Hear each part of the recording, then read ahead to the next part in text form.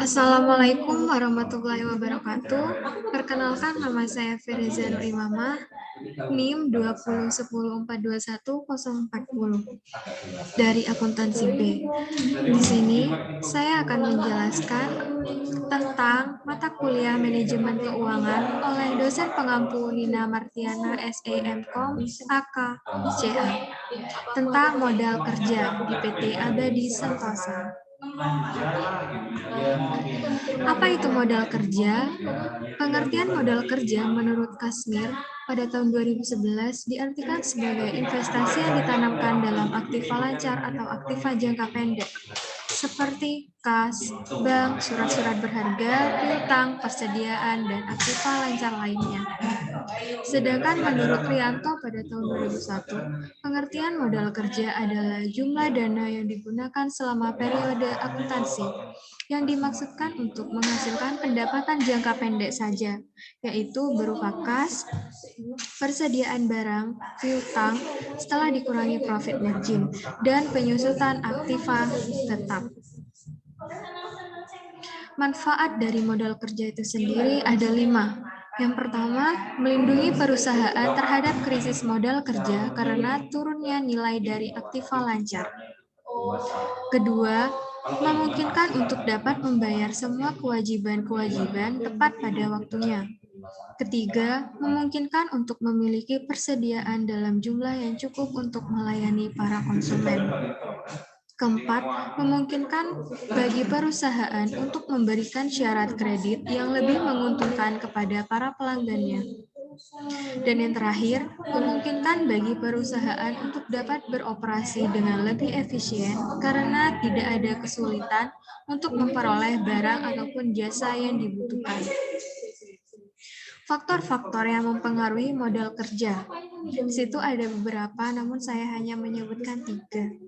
Yang pertama, sifat atau jenis perusahaan. Kebutuhan modal kerja tergantung pada jenis dan sifat dari usaha yang dijalankan oleh suatu perusahaan. Kedua, waktu yang diperoleh untuk memproduksi barang yang akan dijual. Kebutuhan modal kerja suatu perusahaan berhubungan langsung dengan jangka waktu yang diperlukan untuk memproduksi barang yang akan dijual. Dan yang terakhir, syarat pembelian dan penjualan.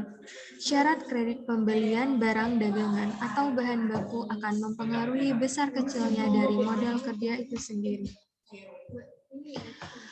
Selanjutnya saya akan menjelaskan tentang sumber-sumber modal. Itu dari 2. Yang pertama, modal sendiri.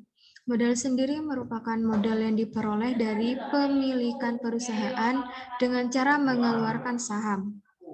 Kedua, dari modal asing atau pinjaman.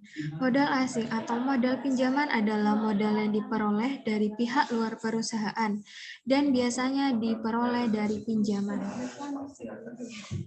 Selanjutnya, ini adalah contoh soal dari PT Abadi Sentosa.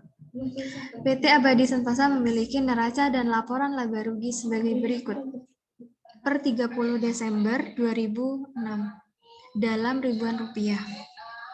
Di sini kas 461.536. Piutang dagangnya 1.900.000, persediaannya 2.361.538. Total aktiva lancarnya yakni ini dijumlahkan.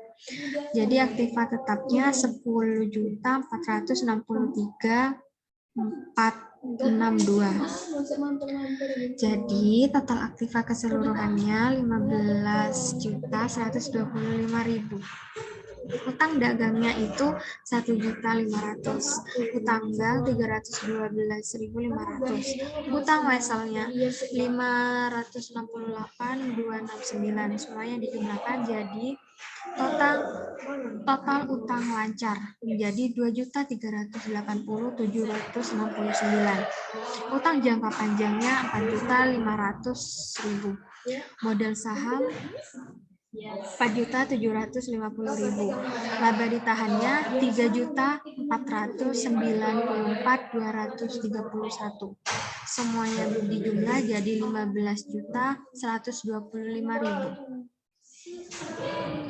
Di sini contoh dari laporan laba rugi dari PT Abadi Santosa per 31 Desember 2006. Dihitung dalam ribuan rupiah. Di sini penjualannya 60 juta. Dalam debit di sini harga pokok penjualannya dikredit 41.400.000. Laba kotornya jadi laba kotornya 18.600.000. Biaya administrasi dan umum kredit 6.250.000. Laba sebelum bunga dan pajak atau EBIT 12.350.000, bunganya kredit 3.750.000, laba sebelum pajak atau EBT 8.600.000, sedangkan pajak penghasilan 30% itu 2.580.000 dalam kredit. Jadi laba bersih setelah pajaknya semuanya 6.020.000. Di sini soalnya PT Abadi Santosa pada tahun 2007 merencanakan menjual produknya senilai 75 miliar. Perusahaan bekerja sebulan rata-rata 30.000 per hari. Berapa besar kebutuhan modal kerja PT Abadi tahun 2007? Nah, di sini perputaran kas penjualan. Perputaran kas itu didapat dari penjualan per kas. Di situ ditentukan yaitu penjualan 60 juta. Kasnya 461.538 dibagi jadi 130 kali. Terus perputaran piutang itu sama dengan penjualan per piutang. Di situ tertera penjualan itu 60 juta, per piutangnya itu 1.900.000 dibagi sama dengan 31 kali. Sedangkan perputaran persediaan itu didapat dari harga pokok penjualan per persediaan. Di situ tertera harga pokok penjualannya 41.400.000, per persediaan yaitu 2.300.000. Sama dengan 18 kali. Setelah perputaran dari setiap unsur modal kerja diketahui, selanjutnya dihitung periode terikatnya unsur modal kerja, dan hasilnya dijumlahkan menjadi periode terikatnya modal kerja. Diasumsikan 1 tahun. 1 tahun itu ada 360 hari. Periode terikatnya modal kerja yaitu kasnya itu kan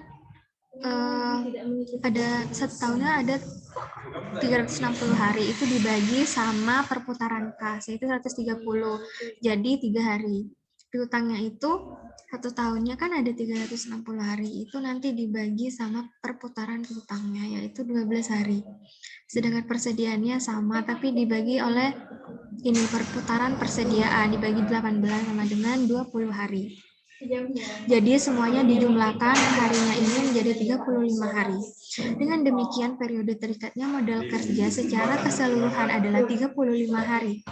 Sehingga perputaran unsur modal kerja yaitu 1 tahun ini per harinya itu 1 tahun kan ada 360. Itu dibagi 35 hari dalam 1 hari, yaitu ada 10 kali.